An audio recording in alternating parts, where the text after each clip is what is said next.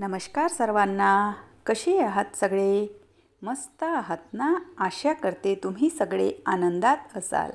तुम्हा सर्वांचं अगदी मनापासून स्वागत आहे आपल्या चॅनलवरच्या आजच्या या व्हिडिओमध्ये. तर आठवडाभर स्वयंपाक करताना रोजची धावपळ कमी करायची असेल तर आजचा व्हिडिओ तुमच्यासाठी सुद्धा खूप उपयोगी ठरणार आहे. आजच्या या व्हिडिओमध्ये मी आठवड्याच्या स्वयंपाकाची अशी तयारी तुमच्यासोबत शेअर करणार आहे ज्यामुळे रोजचा स्वयंपाक अधिक सोपा, झटपट आणि व्यवस्थित होईल. तर त्यामध्ये काही स्वयंपाकासाठी लागणारे आवश्यक मसाले भाजणे, वाटणे अशा गोष्टी, त्यानंतर आठवड्याभरासाठी लागणाऱ्या हिरव्या भाज्या स्वच्छ करून व्यवस्थित साठवून ठेवणे अशा गोष्टींचा समावेश असतो. या आपल्या छोट्याशा तयारीमुळे वेळही वाचतो आणि किचनही नेहमी नीटनेटकं राहतं. तर चला मग सुरू करूया आठवड्याभराचं किचनमधील स्वयंपाकाचं नियोजन. तर बघा, बऱ्याच वेळा आपल्या मागे ना इतकी घाई असते. जर तुम्ही ऑफिस गोईंग असाल तर त्यामध्ये तर बघा काही विचारायचंच नाही. कारण ज्या ऑफिसला जाणाऱ्या स्त्रिया असतात तर त्यांना एका निश्चित वेळेमध्ये बाहेर पडायचं असतं. आणि नाहीही म्हटलं तरी बऱ्याच स्त्रिया बघा, जो स्वयंपाक आहे तर तो स्वतःच बनवतात. बाकी कामांसाठी त्यांच्याकडे बाई असेल, पण जो स्वयंपाक आहे तर तो त्या स्वतःच बनवतात. आणि अशा वेळेला सुद्धा मग सगळं काही वेळेवरच करायचं म्हटलं तर किती धावपळ होते. आणि आपण ज्या घरकाम करणाऱ्या स्त्रिया आहोत तर त्या घरकाम जरी करत असतील तरी त्यांचंसुद्धा रुटीन बघा, सगळं आपल्याला करायचं असतं. एका निश्चित वेळेमध्ये सगळे कामं आटोपायचे असतात. घरकामाच्या व्यतिरिक्त इतरही कामं असतात. तर अशा म्हणजे या सिच्युएशनमध्ये एकदम अशी धावपळ होऊ नये त्यासाठी स्वयंपाकाची काही तयारी आपण आधीच करून ठेवू शकतो. आता आठवड्याभराचा स्वयंपाक बनवून ठेवणं किंवा उद्याचा स्वयंपाक आजच बनवून ठेवणं या गोष्टी शक्य नाही. पण ज्या गोष्टी आपण करू शकतो, ज्यांची तयारी आपण करू शकतो, तर त्याच तुम्हाला आजच्या या व्हिडिओमध्ये बघायला मिळणार आहे. आणि याच अशा महत्त्वाच्या गोष्टी आज मी तुमच्यासोबत शेअर करणार आहे. बऱ्याच वेळा बघा, आपल्याला ना मसाल्याची ग्रेव्हीवाली भाजी बनवायची असते. आणि त्यासाठी मग काय होतं की वेळेवर मग कांदे कट करा, सगळं जे हे वाटण आहे तर त्याला आधी भाजून घ्या, त्यानंतर थंड होण्याची वाट बघा आणि त्यानंतर मग त्याला वाटा. तर हे जे वाटण आहे तर ते मी सगळ्यात आधी इथे तयार करायला घेतलं. हे जे वाटण आहे तर ते आपण फ्रीजमध्ये 8 दिवस तरी एक म्हणजे सांभाळून ठेवू शकतो किंवा व्यवस्थित ते चालतं. त्याला छान असं काचेच्या डब्यामध्ये किंवा स्टीलच्या डब्यामध्ये किंवा प्लास्टिकच्या डब्यामध्ये जरी ठेवलं तरी ते चालतं, तेवढा काही फरक पडत नाही. तर आधी ना मी छान इथे ना जे वाटण आहे तर त्याचं म्हणजे त्याला भाजून घेतलं. कांदे, त्यामध्ये थोडीशी तीळ, थोडीशी चणा डाळ, थोडीशी कलमी आणि एक विलायची. तर असं हे साहित्य मी त्यामध्ये घातलेलं आहे. थोडंसं खोबऱ्याचं किससुद्धा घालू शकता. ते थंड होत होतं तोपर्यंत थोडेसे दाणे इथे भाजून घेतले. बऱ्याच स्त्रियांना बघा भाजीमध्ये ना शेंगदाण्याचा कूट टाकण्याची सवय असते. तर त्याचा कूटसुद्धा आपण आठवड्याभरासाठी प्रिपेअर करून ठेवू शकतो. सोबतच तिळाचं वाटणसुद्धा आपण तयार करून ठेवू शकतो. तीळ आणि जे मगजचे बीजं असतात, खरबुजाचे बीजं म्हणतात त्याला, तर त्याचीसुद्धा ग्रेव्ही खूप छान होते. तर माझ्या इथली तीळ संपलेली होती त्यामुळे मग मी तीळ जी आहे तर ती स्किप केली. फक्त वाटणामध्ये म्हणजे कांद्याचं जे भाजणं मी केलं तर त्यामध्ये तीळ टाकली थोडीशी, नाहीतर तिळाचंसुद्धा वाटण मी करून ठेवते.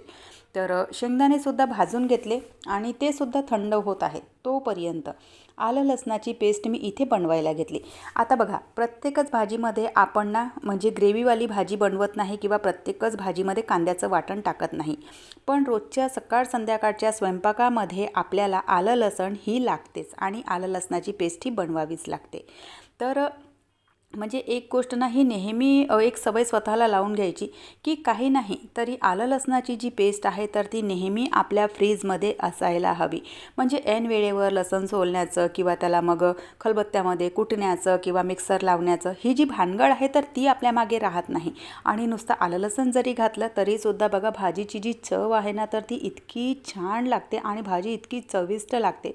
तर एक ना ही गोष्ट नेहमी करायची की आपल्या फ्रीजमध्ये आलं लसणाची जी पेस्ट आहे तर ती इतकी बनवून ठेवायची की तुम्हाला 5-6 दिवस किंवा एक आठवडा तरी ती चालेल. तर आलं लसणाची पेस्ट बनवताना मी काय करते बघा, जे आपण सांबार तोडतो तर त्याचे जे देठं असतात ना तर त्याचे देठं फेकायचे नाही. ते देठं चांगले धुवून घ्यायचे आणि आलं लसणाच्या पेस्टमध्ये ते वाटून घ्यायचे.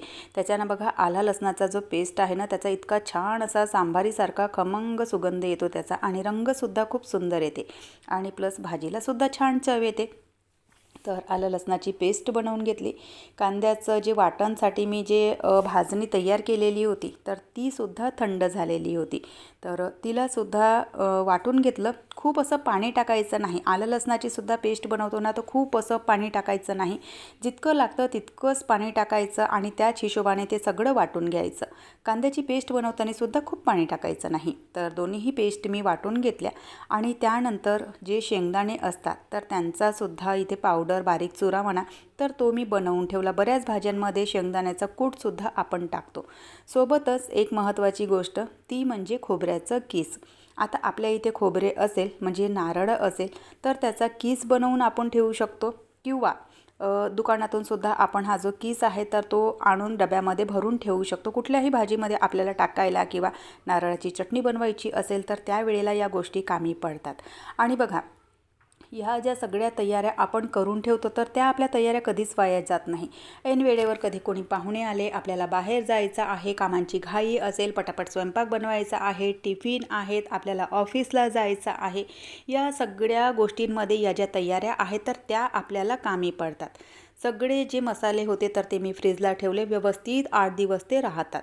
त्यानंतर अशा प्रकारे जर आपण भाजीचं नियोजन करून ठेवलं म्हणजे आठवड्याभरासाठी लागणाऱ्या ज्या भाज्या आहेत तर त्या जर आपण आणून ठेवल्या तर आपला बघा वारंवार मार्केटला जाण्याचा वेळ वाचतो, पैसेसुद्धा वाचतात आणि वेळेवर काय बनवू, सकाळी काय बनवायचं, संध्याकाळी काय बनवायचं या गोष्टीची भानगड आपल्या मागे राहत नाही. भाज्या तोडतानाच ते आपल्या डोक्यामध्येच आपण प्रिपेअर करून ठेवतो की सकाळी काय भाजी बनवायची आहे, संध्याकाळी काय बनणार आहे, उद्याला काय बनणार आहे, उद्याला रात्रीला काय बनणार आहे. कारण बघा, ज्या गृहिणी आहेत ना तर त्या होममेकिंगमध्ये इतक्या टॉपर असतात की डोक्यातल्या डोक्यात त्या कॅल्क्युलेट करून घेतात की सकाळी काय बनवायचं, संध्याकाळी काय बनवायचं, उद्याला काय बनवायचं, उद्या संध्याकाळी काय बनवायचं. तर असं बघा त्यांचं कॅल्क्युलेशन चालू असतं. आणि होममेकिंगमध्ये खरं सांगायचं ना तर गृहिणींचा हात कोणी पकडू शकत नाही. तर चला, सहजच एक गंमत केली पण खरीच गोष्ट आहे ही. तर अशा प्रकारे बघा, आठवड्याभराच्या भाजीचं सुद्धा आपण सगळं व्यवस्थित तोडून निवडून ठेवलं की मग ती आपल्या मागे टेन्शन राहत नाही काय बनवायचं आणि काय नाही. तर चला, ही तर झाली आठवड्याभराच्या भाजीची तयारी.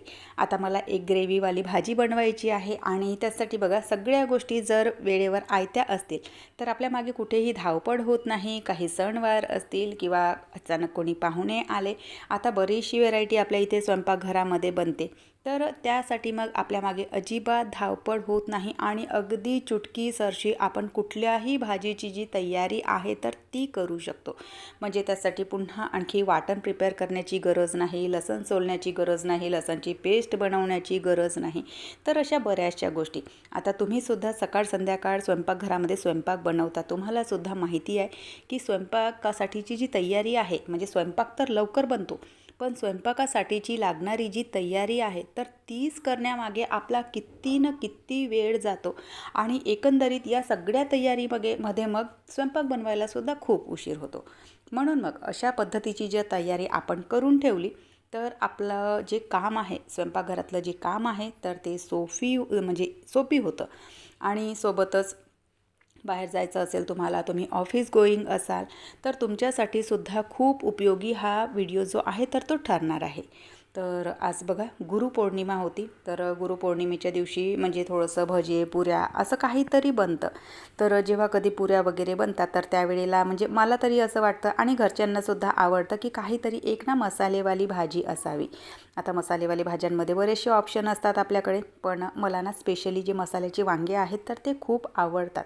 आणि पुऱ्यांसोबत म्हणायचं झालं ना तर अगदी परफेक्ट असं कॉम्बिनेशन बसतं त्याचं. तर तेच मी इथे बनवायला घेतले. आणि बघा, अशी जर तयारी असली तर किती पटापट आपण सगळं काही बनवून घेतो ना. म्हणजे कुठल्याही प्रकारची लसण सोललं नाही, कांद्यांचं म्हणजे कांदे भाजायचे नाही, त्याचं वाटण करायचं नाही. अगदी चुटकी सरशी जी भाजी आहे तर ती माझी फोडणी टाकून झालेली. त्यानंतर आज काहीतरी गोडधोडसुद्धा बनवावं लागतं. तर गोडधोडमध्ये अगदी शॉर्टकट काही बनवायचं असेल मला तर मी ना शेवयांची जी खीर असते ना तर ती प्रेफर करते. म्हणजे एकतर खायला इतकी छान लागते आणि अगदी झटकेफट चुटकी सरशी बनते. खोबऱ्याचं कीस आयतं बनवून ठेवलेलं होतं, त्यामुळे खोबरा वगैरे पुन्हा आणखी किसावा लागला नाही किंवा त्यामध्ये मला मेहनत घ्यावी लागली नाही. बघू शकत असाल, अगदी झटकेफट इथे जी खीर आहे तर तीसुद्धा बनून तयार झालेली आहे. तर जसं की मी तुम्हाला सांगितलं, आजची गुरुपौर्णिमा होती आणि आपल्या महाराष्ट्रीयन सण म्हणा किंवा हिंदू सण म्हणा, तर त्याची आजपासून स्टार्टिंग झालेली आहे. तर म्हणून जी स्टार्टिंग आहे तर ती थोडीशी तळणापूर्णाने करून हा जो सण आहे तर तो आमच्या इकडे साजरा केला जातो. तर चला, अशा पद्धतीने मस्त छान असा माझा जो स्वयंपाक आहे तर तो बनवून तयार झालेला आहे. आठवड्याभराच्या स्वयंपाकाची तयारी जर तुम्हाला आवडली असेल तर व्हिडिओला लाईक करा, शेअर करा, सबस्क्राईब करा. व्हिडिओ कसे वाटतात ते सुद्धा कमेंट करून सांगत चला. आपण भेटूयात नंतरच्या व्हिडिओसोबत. तोपर्यंत सगळ्यांना बाय, सगळ्यांना धन्यवाद. हर हर महादेव. आणि तुम्हीसुद्धा अशा प्रकारची तयारी करून ठेवा, नक्की उपयोगी पडेल.